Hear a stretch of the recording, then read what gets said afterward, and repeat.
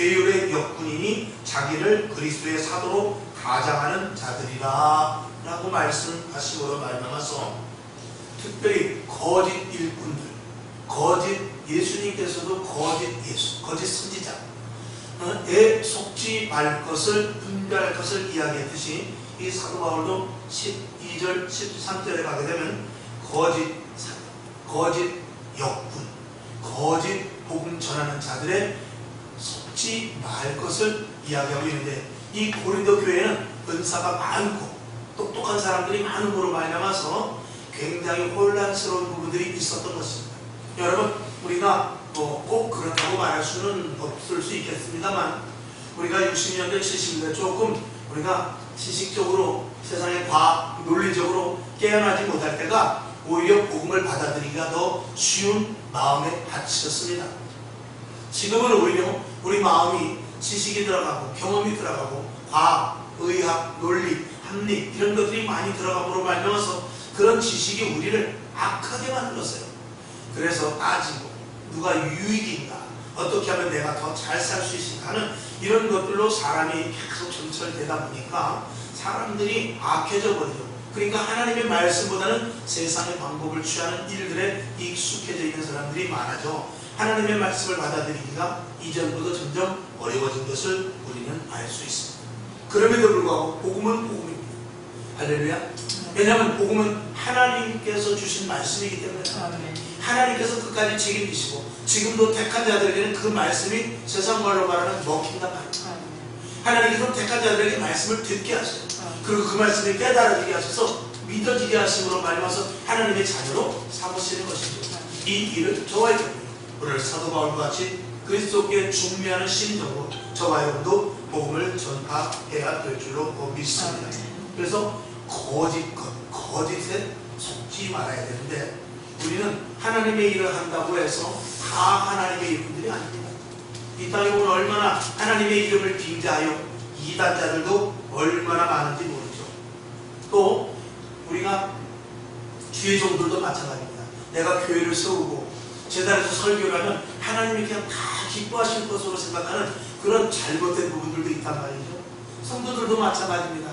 내가 일단 교회를 가니까 조금 이 정도는 봐주시겠지, 이런 것들은 하나님께서 이해하시고 내가 잘못했어도 이거는 덮어주시겠지 하는 이런 엉뚱한 생각을 하는 경우도 있단 말입니다. 그러나 하나님은 새벽에도 말씀을 드렸듯이 공의의 하나님이십니다. 공의 아래 은혜가 있기 때문에 공의를 먼저 우선시합니다. 공의에서 어긋난 것은 아무리 은혜라도 그것을 하나님께서 허락지 아니하십니다. 공의의 하나님에 대해서 여러분들이 더욱더 철저한 신앙관을 가질 수 있기를 주님의 이름으로 축원합니다. 그래서 마태복음 7장 21, 22, 23절을 보게 되면 나더러 주여 주여 하는 자마다 천국에 다 들어갈 것이 아니라고 그랬습니다. 다만 하늘에 계신 아버지의 뜻대로 행하는 자라야 들어갈 것이라고 말씀을 하면서 그날에 많은 사람들이 나더러 주여 주여, 우리가 주의 이름으로 선지자 노릇도 하고 주의 이름으로 귀신도 쫓아내고 주의 이름으로 많은 권능을 행하였습니다. 우리는 그런 일을 행하였지 않습니까? 왜 우리들에게 천국에 들어가지 못한다고 말합니까? 이렇게 말한다 할지라도 23절에 보면 그때 내가 저희에게 밝히만 하되 뭐라고 말하냐, 너희를 도무지 알지 못하는 이 불법을 행하는 자다 라고 말씀을 하시겠다고 이야기하는 것입니다. 그러니까 하나님의 말씀은 언제든지 다른, 마치 수학의 숙제 문제를 풀려면 반드시 그 공식에 집어넣어야만 해답이 나오듯이, 정답이 나오듯이 하나님의 말씀은 하나님의 뜻과 하나님의 계획과 하나님의 일은 이 말씀대로 행하여졌을 때 그 결과가 바르게 나오는 것이죠. 우리가 예수를 믿는 데 있어서 오직 예수를 믿어야만 천국이라면 하나님은 그것에 대하여서 절대로 다른 방법을 취하지 않습니다. 이것이 하나님의 공의이죠. 우리는 이 땅에 많은 주의 종들이 있습니다. 이 땅에 많은 직분자들이 있고 이 땅에 많은 은사자들도 있죠. 그러나 하나님의 말씀을 정말로 100% 따르기를 생명을 걸고 하는 사람들이 얼마나 많으며, 그리고 그 말씀을 가지고 생명을 살리는 데 사용되는 이들이 얼마나 많은가를 우리가 한번 생각해 볼 때, 말씀을 믿어서 내가 축복받는 것도 중요하지만 생명을 살리는 도구로 쓰는 이 말씀을 저와 여러분이 분명히 인식을 해야 될 것입니다. 그 전에 어떤 목사님이 그런 적이 있었습니다. 학원에 가서 학원장들을 모아놓고 설교를 할 기회가 있어서 예수 믿는 이제 학원장들이죠. 유치원 그 원장들 또 학원 원장들 이렇게 모여 있는데 거기 가서 이제 제일 먼저 그 목사님이 말씀한 것이 무엇이냐? 여러분들이 직업으로 이 일을 합니까? 아니면 사명으로 이 일을 합니까? 그걸 제일 먼저 물어봤다. 학생들을 적어도 가르치는 데 있어서 밥 먹자고 가르친다면 하지 말라는 것이죠.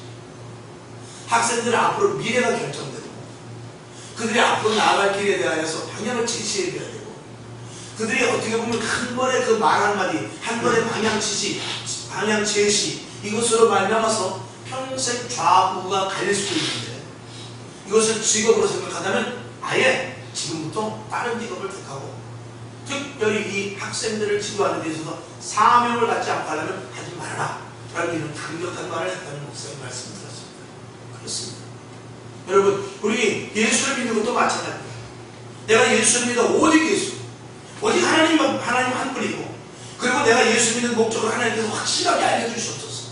아니 성경을 보니까 내가 예수를 믿는 것은 다른 생명을 살리기 위함이고 또 오늘도 나를 예수로 내 핏값으로 나를 사시고 그 중간에 중매자 된 오늘 사도 바울과 같이 중매자가 있어서 나를 전도해서 하나님의 백성으로 삼으신 사람이 있으니 나도 사도 바울과 같은 중매자의 역할을 감당해야 되겠습니다 하는 그 사명을 저와 여러분이 분명히 가져야 될 것입니다. 오늘 1절을 보게 되면 나의 좀 어리석은 것을 용납하라 했습니다. 성컨대 나를 이 사도 바울은 자기 자신이 좀 미련한 것 같고 우둔한 것 같을 수 있을지 모르지만 사도 바울이 우둔한 사람이 아닙니다. 여기서 나의 좀 어리석은 것을 용납하라는 것은 복음이 너희 듣기에는 참 그래가지고 복 받겠는가? 그거 예수 믿는다고 예수 이름 그 두 글자 믿어가지고 천국 가겠는가?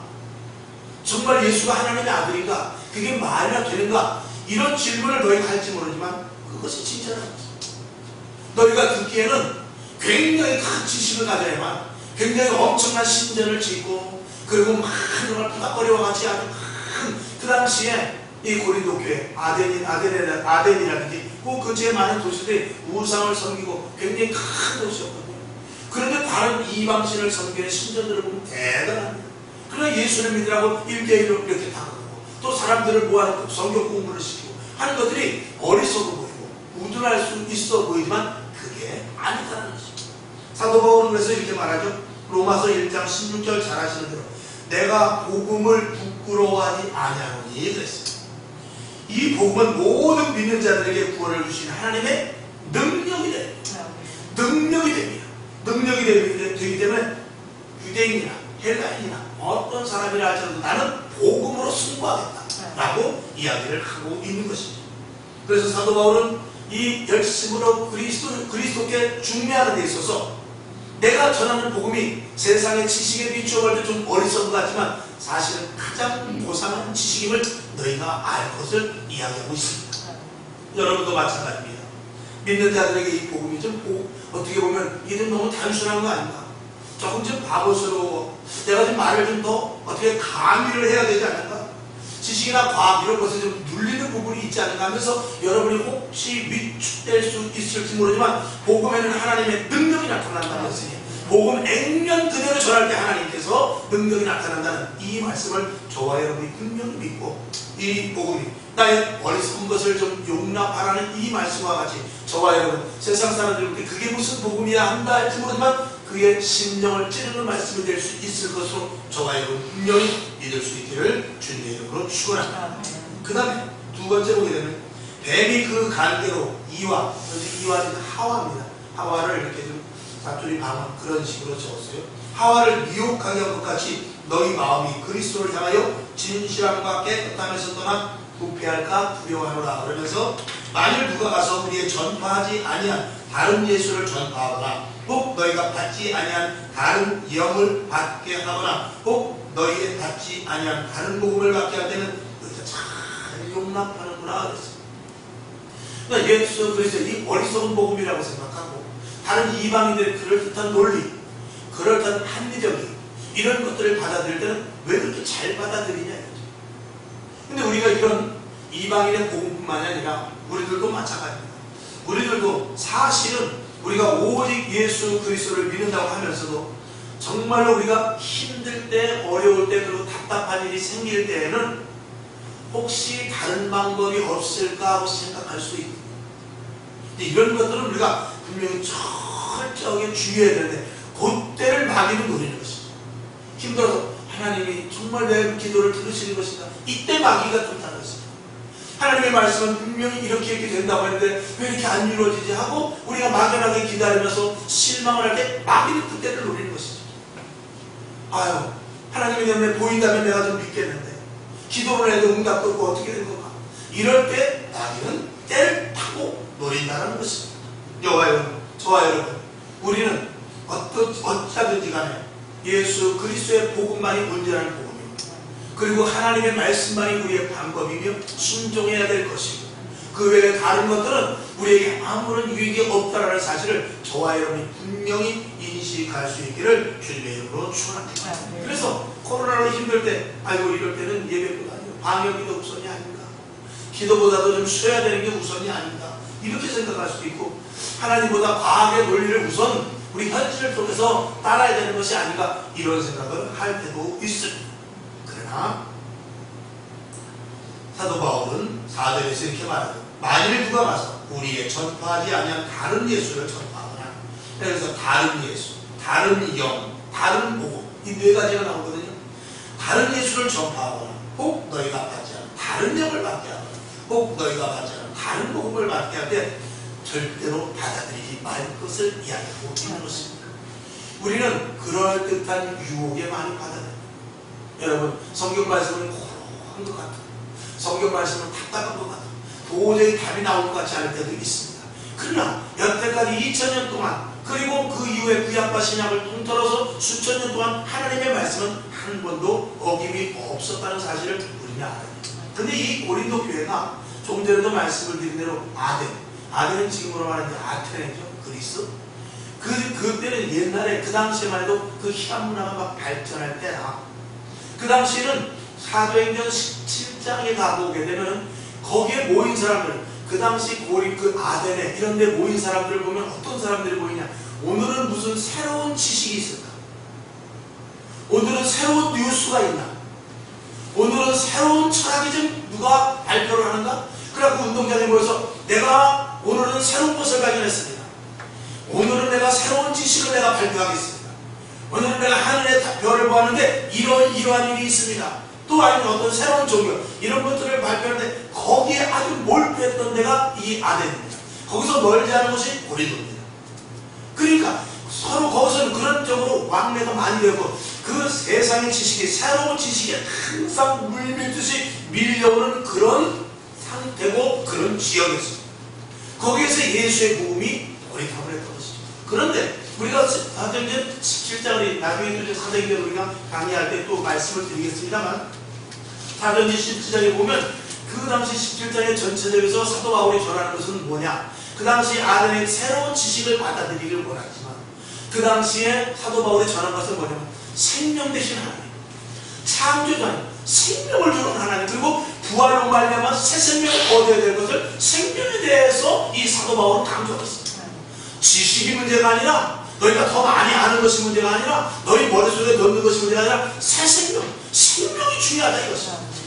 이 땅에서 아무리 많은 지식과 이 땅에서 아무리 많은 철학과 이 땅에서 아무리 많은 물질이 있다 할지라도 생명이 없으면 무용지물이라는 것입니다. 너희들에게 중요한 것은 생명이라는 것입니다. 진짜 생명이 무엇인지 아는 것이 가장 올바른 시기다라는 것이죠. 그것을 사도행전 18장에서 17장에서 사도 바울이 강력하게 이야기를 했을 때 사람들이 듣고 그런가 하고 그거 더 알기를 원하는 사람도 있었고 아이고 별것도 아니네 하고 가는 사람들도 있었다고 했어요. 여러분 우리의 전하는 것은 무엇입니까? 복음은 생명입니다. 하나님의 말씀은 생명이에요. 생명을 살리는 거예요. 그리고 우리가 전하는 예수를 믿는 이 우리의 행위는 역시 하나님과의 우리와의 관계 속에서 새 생명을 가진 자들의 모임인 것이고 그 그것을 알리는 것이 우리가 하는 전도의 핵심 포인트인 것입니다. 사도 바울은 고린도 교회에게 그래서 전파하지 않아요. 이 예수 생명, 부활의 생명, 십자가로 말미암은 우리의 새로운 피조물로서의 삶, 이런 것들에 대한 것 외에 다른 것들을 절대로 받아들이지 말 것을 이야기하고 있습니다. 설사 다른 지식들이 그럴싸하다, 귀에 듣기에 논리적이고 합리적이라 할지라도 그런 것 듣지 말 것을 이야기하고 있습니다. 오늘 이 시대의 젊은이들이 그렇습니다. 이 시대의 젊은이들은 이 진리의 하나님의 말씀보다도 엉뚱한 것들을 지금 추구하고 있는 젊은 세대를 보게 됩니다. 특별히 지금 만성적으로 젊은이들이 생각하는 게 뭐냐면 땀을 흘려서 일하는 것은 바보다라고 생각하는 이런 풍조가 너무나 팽배해서 그래서 한껏, 한땅, 주식, 비트코인, 그리고 뭐 다른 여러 가지 연합 방법 이런 것들을 통해서 해야만 아파트 투기라든가 땅 투기 이런 것들로만 해야만 이게 똑똑하고 내가 잘 사는 것이라는 이런 것들이 팽배해 있다는 것이죠. 성경은 그렇지 않습니다. 성경은 반드시 땀을 흘릴 것을 말하는 것입니다. 성경을 제가 한번 볼게요. 마태복음 3장 44절에 보면 천국은 마치 밭에 감추인 보화와 같으니, 잘 아시는 말씀이죠. 사람이 이를 발견한 후에 숨겨두고 기뻐하여 들어가서 자기의 소유를 다 팔아 그 밭을 사느니라 그랬습니다. 말씀 잘 아시죠? 그렇습니다. 우리가 하나님의 축복을 줄 때는 내가 심은 대로 거두지만 때로는 하나님께서 100배의 축복을 주는데 이것을 우리가 주식을 투자한다든지 비트코인을 한다든지 그런 것이 아니라 땀 흘려서 수고를 할 때 하나님께서 적극적으로 도와주신다. 밭의 보화를 발견한 자는, 제가 수차 말씀을 드렸습니다만, 밭의 보화를 발견한 자는 그 밭은 수년 전부터, 수십 년 전부터 있던 밭이에요. 그리고 거기에는 그 농사를 짓는 농부가 얼마나 많은 밭을 갈았는지 몰라요. 근데 그것을 발견한 사람은 어떻게 발견했냐? 더 땀을 깊이 박기에 발견한 거예요. 그 보화는 어젯밤에 묻어놓은 게 아니에요. 그 땅에 있었단 말이에요. 근데 모두가 다 농사를 짓는데 남의 농사를 지니까 그저 대충 하면서 씻고 거두고 그랬단 말이죠. 그런데 이 사람은 그렇지 않습니다. 깊이 팠습니다. 분명히 깊이 팠습니다. 그리고 최소한 우리 주인이 잘 수확이 많아요? 내가 좋지. 이런 마음으로 했단 말이죠. 여러분, 우리의 신앙도 마찬가지입니다. 내가 더 주 앞으로 들어가. 하나님 앞으로 들어가. 내가 말씀을 더 깊이 하고, 내가 이왕이 예수님인데 하나님의 말씀을 그래도 백동을 해야 될 거 아닌가. 이런 나름대로 어떤 꿈을 세워야 될 거 아닌가. 내가 예수님인데 그래도 내가 한 금식을 그래도 몇 번이라도 해봐야 되지 않겠나. 이런 나름대로 이 속에서도 도전적인 것이 있어야 되지 않겠나. 내가 그래도 예수님인데 100일 기도 한번 해봐야지. 이런 것들을 우리 속에서 도전감을 가질 때 하나님께서는, 우리 속담에도 그런 말이 있지 않습니까? 하늘은 스스로 돕는 자를 돕는다. 이게 무슨 말입니까? 자기가 노력하고. 어떤 젊은이가 있었어요. 여러분들 그 예화를 아시죠? 젊은이가 있었는데 구르마에다가 리아카에다가 짐을 싣고 가는데 그렇게 많은 짐은 아니었어요. 평균은 웬만하면 끌고 가겠는데 언덕을 만나니까 올라갈 수가 없어요. 아무래도 힘이 들 것 같아요. 땀도 많이 날 것 같아요. 그러니까 이제 구르마를 세워놓고, 리아카를 세워놓고 지나가는 사람한테 나 여기 올라가야 되는데 좀 밀어주시오. 그러니까 가만히 보니까 덩치 좋은 녀석이 짐도 그렇게 많지 않은데 도와달라고 하니까 아니, 바쁘다. 그냥 다 가버려요. 그런데 이 젊은이가 자기가 스스로 내가 올라가 보겠다 라고 생각하면서 그것을, 그 리아카를 끌고 언덕으로 올라갑니다. 땀을 뻘뻘 흘리면서 생각보다 만만치 않네. 그렇지만 힘을 끝까지 써야 하고 중간쯤 올라가는데 도저히 힘들어. 그러면 내가 올라가야 되겠다 할 때 지나가던 사람들이 도와주더라고요. 하나님 앞에도 마찬가지. 내가 하나님 더욱더 영적으로 접목되기를 원합니다. 성령의 불이 임하기를 원합니다. 말씀 속에 어떤 사람은 물속이와 같다는데 나도 물속에 같이 될 수 있도록 보게 하여 주시옵소서. 이런 적극적인 자세를 가지고 리아카를 끌고 땀을 뻘뻘 흘려 내가 하는 데까지 해보겠다는 그 심정을 가질 때 계속 도와주더라고요. 하나님 앞에 마찬가지입니다. 이 보화를 발견한 농부와 마찬가지로 우리는 말씀을 깊이 캐야 돼요. 우리는 기도에 깊이 더 들어가야 돼요. 예배에 더욱더 집중해야 되고, 교회를 더욱더 내 집과 같이 사랑하고, 온전한 교회, 하나님 기뻐하시는 교회, 그리고 교회 안에 이왕에 들어왔으니 내가 예수 그리스도의 몸된 지체로서 최선을 다하리라. 그러면 하나님께서 어떤 결과를 보여주겠다는 이런 나름대로 하나님의 생각을 가지고 우리가 신앙생활을 해야 된단 말이죠. 그렇지 않았을 때는 이것도 아니고 저것도 아닌 결과를 낳을 수 있게 되는 것이죠. 여러분, 환경이 변해도 조건이 달라져도 그리고 다른 것이 그럴듯하다 할지라도 하나님은 하나님의 방법이 있습니다. 그리고 하나님은 환경이 변해도 하나님은 변하지 않습니다. 어찌하든 간에 하나님은 하나님 방법대로 하나님 식으로 우리를 이끌고 가시기를 원하는데, 이건 특별히 하나님께서 부르셔서 하나님 식으로 하겠다고 우리를 불렀기 때문에 우리는 하나님의 식을 따라야 됩니다. 그 방식대로 따르지 않을 때 우리는 아무리 별의별 방법을 해도 되지 않습니다. 세상 사람들은 그렇게 해도 될 것도 우리는 그렇게 해서는 안 되는 일들이 너무나 많이 생기는데, 하나님 안에 들어와서 하나님의 간섭하에 있기 때문인 것입니다. 여러분, 하나님의 말씀대로 살아갈 수 있기를 주님의 이름으로 축원합니다. 그 다음에 우리 6절을 한번 보겠습니다. 내가 비록 말에는 조라나 지식에는 그렇지 아니하니 그랬습니다. 이 사도 바울은 5절에 보면 내가 지극히 큰 사도들보다 부족한 것이 조금도 없는 줄 생각하라 그러고 말함으로 말하면서, 이 사도 바울은 다른 사도들보다 내가 부족한 것이 없다 이렇게 말합니다. 그러면서 내가 비록 말에는 조라나. 여러분, 우리가 가장 흔히 속는 게 뭐냐면 말입니다. 이 말 잘하는 사람, 그리고 말 거짓말도 세 번만 이야기하면 그 진짜같이 돼버리는 게 그렇습니다. 여러분, 공산당이 뭡니까? 말 같지도 않은 말을 가지고 계속해서 주입시키는 거예요. 계속해서 반복시키는 거예요. 계속해서 그것만 훈련시키는 거예요. 그렇게 해서 쇠뇌를 시키니까 김정은이가 수령이, 김일성이 자기 아버지보다 더 위대한 분이고, 이것이 우리가 볼 때는 저 사람들이 미쳤나 하지만 그들은 그것을 믿고 자기 아버지, 자기 부모가 죽어도 김정은이 그리고 김정일이 김일성이가 사는 것이 그게 우선으로 되어버린다. 그런 것들에 속는 것이 우리나라도 지금 다르지 않습니다. 점점 이게 포퓰리즘으로 가고, 그리고 점점 이 우민 정치로 가는데, 이런 데서 백성들이 그죠? 그렇게 혹독하게 고생을 칠싸게 하다가도 25만 원만 주면 표를 딱 찍는, 그저 지지율이 올라가는 이런 우둔한 일들은 이게 처음에는 이해가 가지만 자꾸 이게 반복되게 되는 거예요. 중국 같은 나라 한번 볼까요? 중국에 보면은 지금 물난리가 나가지고 난리가 났습니다.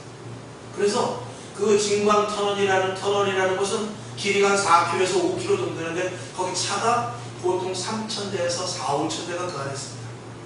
비가 오니까 5분 만에 거기 물이 꽉 차버렸어요. 지하에. 그러니까 차가 꼼짝없이 다 감춰버렸죠. 러시아와 퇴근 시간입니다. 그런데 중국 당국에서 뭐라고 발표합니다. 사망자 6명, 실종자 300명 이렇게 하요. 근데 그거를 믿지는 않는데 저는 믿어요.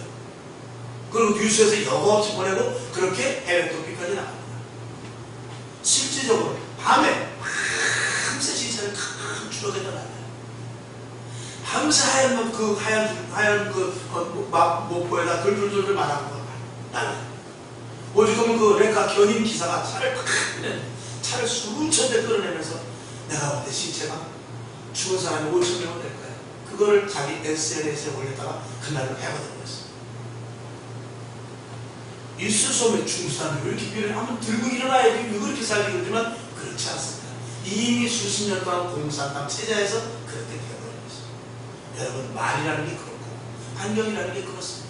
사람을 옥죄지 않는다 할지라도요, 이 말로 시작해서 얼마든지 사람을 바보 만들 수 있는 것입니다. 우리말에도 그런 말 있죠. 세 사람이 한 사람 바보 만드는 거는 어때요? 아주 쉬운 거예요. 지나친 말에 오늘 여기 말에는 조라나 지식에는 그렇지 않다고 했어요. 여러분, 혹시 말을 잘 못해도 괜찮습니다. 그러나 확실한 지식을 가지시기 바랍니다. 그 확실한 지식은 뭐냐? 예수 믿어야 천국합니다. 예수 그리스도로 말미암아 내게 생명을 주어야 된다. 교회는 예수 그리스도의 몸이다. 우리는 천국의 시민권을 가진 자다. 내가 오늘 곧 죽는다 할 때는 영원한 천국에 나는 간다. 자녀들에게 복을 받으려면 하나님의 말씀대로 살아야 된다. 이런 등등 이런 모든 것들에 대해서 확실한 인식을 가져야 됩니다. 그런 지식이 저와 여러분에게 분명히 필요한 것입니다. 여러분, 우리는 분별할 수 있어야 돼요. 저 사람이 하는 말의 표면을 보지 말고 이면을 볼 수 있어요. 지금 우리나라가 참 정치 얘기가 그렇습니다만 좌파가 지금 많이 득세를 하고 있습니다만 이 좌파가 어디에서 기생이 돼서 어디에서 자라나느냐? 기독교에서부터 자라는 거예요. 옛날에 그 젊은이들이 데모에서 도망가면 어디로 가느냐? 명동성당, 세문안교회 이런 데 들어가면은요 경찰이 감히 들어가지 못했어요. 종교라는 그 하나의 종교의 그 자유라는 거기 때문에 함부로 들어가지 못했어요. 그리고 그들이 YMC, YWC 그리고 기독교 하면서 이런 데로 들어가가지고 그런 데 들어가서 아주 포장을 하면서 그리고 웬만한 큰 교회 이런 데 들어가서 아주 잘 섬기면서 교회의 비리, 약점, 목사들의 잘못, 방송국의 잘못된 것, YMCA 뭐 이런 데서 이 잘못된 모든 돈 엉뚱한 데 쓰는 이런 것들을 죄 조사해가지고 지금 거기서 그 좌파 단체들이 거기서 자란 거예요. 다시 기독교 단체에서. 그러고 나서 지금 어떻게 되냐? 기독교의 귀신을 찌르는 거죠. 그러니까 이게 분별하지 못하고 그저 어떤 사람이 와서 너무 잘하고 너무 충성하니까 목회자들이 성도들이 다 넘어가 버려요. 그러나 그것이 고장일 줄을 누가 알겠습니까? 분명한 것은 우리나라의 이 좌파들은 기독교를 통해서 80% 이상은 기생을 했고 거기서 자랐어요. 그걸 토대로 삼았어요. 어쨌든 그래서 우리가 속지를 말아야 돼요.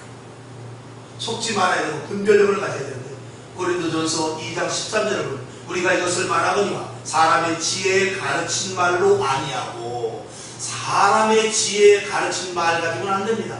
그것 갖고 하는 것이 아니라 오직 성령의 가르친 것으로 해야 됩니다. 신령한 일은 신령한 것으로 해야 분별한다는 것입니다. 영적인 눈이 띄어지면 그 사람이 아무리 잘해도 표면과 이면을 볼 수가 있습니다. 아, 저 사람 말이 거짓입니다. 저 사람이 우리 교회에 와서 저 사람이 이 기관에 들어와서 지금 잘하고 있지만 확신이 있구나 이런 것들을 볼 수 있어야 돼요. 그것을 보지 못하면 속아 넘어가는 것입니다. 그러니까 우리나라도 지금 그러한 정치자들을 다 뽑아지. 지금 본색이 어떻습니까?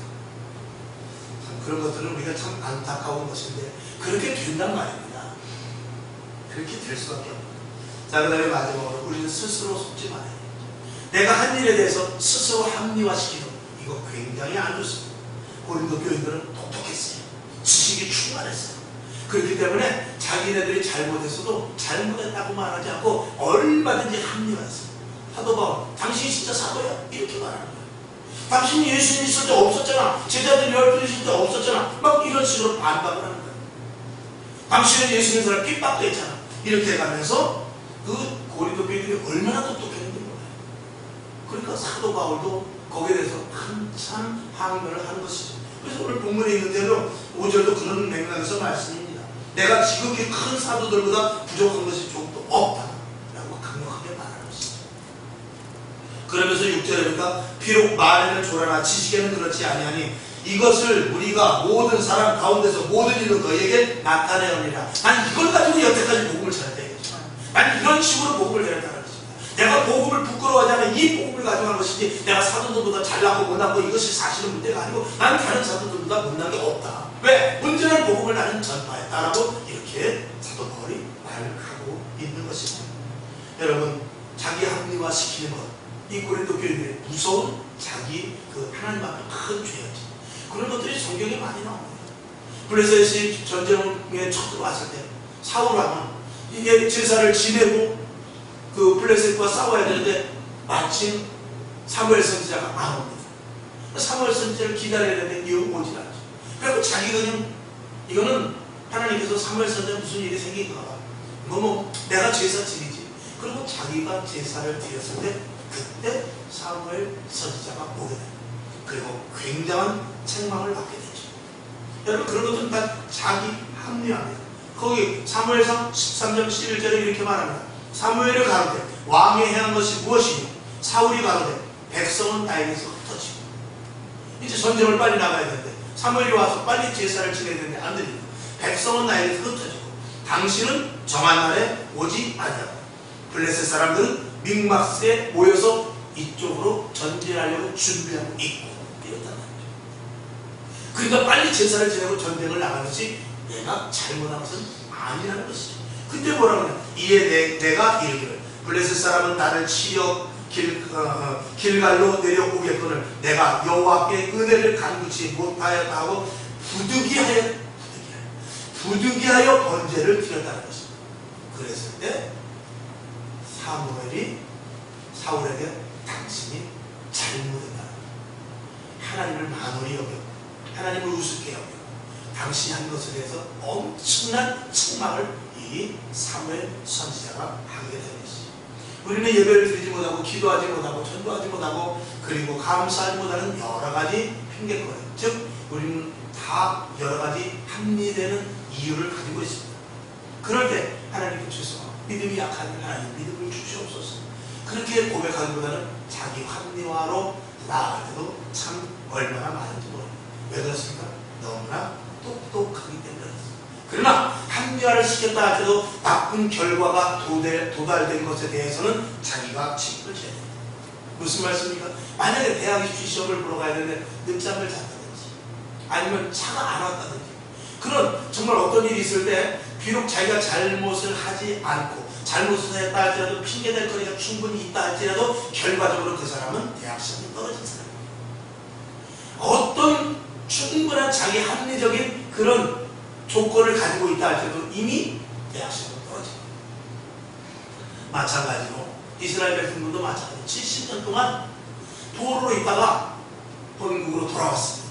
예루살렘으로 돌아왔습니다. 야! 성전을 좀 빨리 져라 했을 때 그 핑계가 많았어요. 우리 집 좀 먼저 줘야 돼요. 회당을 먼저 지는 것도 있지만 우리 집을 먼저 져야 되지 않습니까? 우리에게 또 밭도 갈아야 되고 여기 와서 밭이니까 이렇게 확보해야 되는데 밭도 갈아야 되고 또 우리 가정도 이렇게 추스려야 되고 일가친척도 찾아야 되고 뭐 등등 또 이방인들은 계속 호시탐탐 노리면서 어떻게 해야든지 자꾸 우리를 성전 짓는 걸 방해하고 있는데 지금은 때가 아닌 것 같습니다. 이렇게 합리화를 시켰단 말이에요. 그러면서 그들은 자기 집은 아주 번듯하게 짓는 이런 이중성을 가진 것에 대해서 성경은 책망하고 있습니다.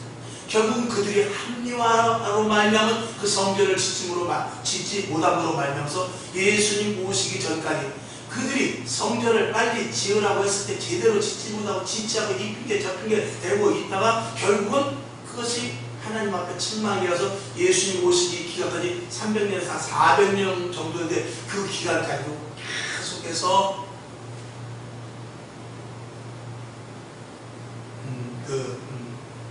어느 나라입니까? 바벨론 이후에 바사, 페르시아 그리고 그 뒤를 이어서 로마에까지 이렇게 헬라, 로마에까지 이르러서 결국 그들이 식민지로 계속 예수님 오실 때까지 있는 그런 모습으로 되는데 그 책임을 누가 지냐? 얼마든지 핑계가 있고 합리화시킬 수 있었지만 결국 그들은 자기들 나라로 제대로 추스르지 못하는 그런 결과를 낳게 된 것입니다. 이 고린도 교회는 아주 합리적이고 논리적이면서 자기가 당위성을 팍 내세우는 그런 교회였지만 하나님은 고린도 교회를 기뻐하지 않았습니다. 여러분 거짓에 속으면 안 됩니다. 아멘이시죠? 환경에도 속지 마십시오. 오직 우리가 바라는 것은 말씀이요 하나님이요 예수님 것입니다. 어떤 말에도 속지 마십시오.